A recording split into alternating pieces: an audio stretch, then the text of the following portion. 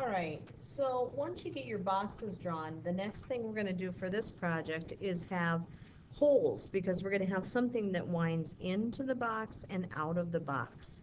And so as I begin this, I'm going to say, okay, holes should be in the center of the box, and to find the center, you need to go from corner to corner with your ruler. Now, it's not important that we draw a heavy line at all. In fact, we want it to be light. You wouldn't even have to necessarily draw it all the way from the corner to corner. So I'm going to just draw a light line like that. I'm going to go from this corner, and I don't need to draw much of a line because right where they intersect tells me that that's where the center is, where that little dot is. Okay? Around that center, then I can make a circle.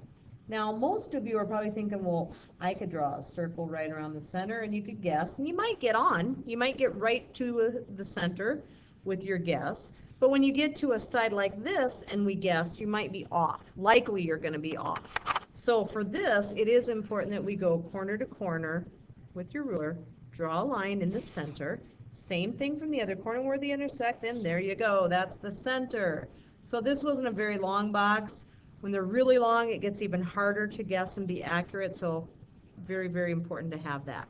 We're going to do that on all of our boxes. We're going to have the center, circle, or hole. Then you have to come up with something that winds in and out of the box. Well, I have a bowl here with a noodle that's coming out. Really big noodle. I get it. Might be something else, but right now I'm just going to call it a noodle. And it's going into the box and out of the box. So wherever it goes over the box, I need to erase because we cannot see through this object or noodle. In fact, we can't see the hole right here because the noodle is in front of it and it goes in. Then it comes out, and again, erasing has to happen. We got to get rid of this stuff. And then it's going to go in right here, and it's going to come out this hole and go through this box right here. Now, because this box is smaller and maybe a little further away, I'm going to have my noodle get smaller, so it looks like it's getting further away. And again, I'm going to erase where the object is in front of the box. And then I just keep doing that throughout the whole thing. In, out, in, out. And notice right here we don't see the noodle because at this area it's inside the box and the box is overlapping the noodle. So keep that in mind as well. Now, once you get this completely done and you have your object winding in and out, in and out, in and out, it's going to have an ending. So maybe mine is wrapped around a meatball over here or something like that. And I also want to think about, what am I going to have in this background?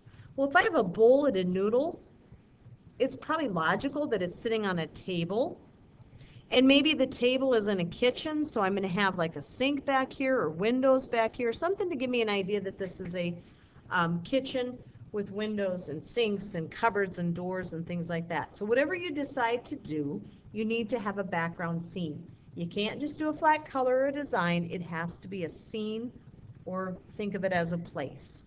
All right? Once you get all that drawn, then it's time to move on to the next video where we talk about shading the boxes and then coloring the entire background.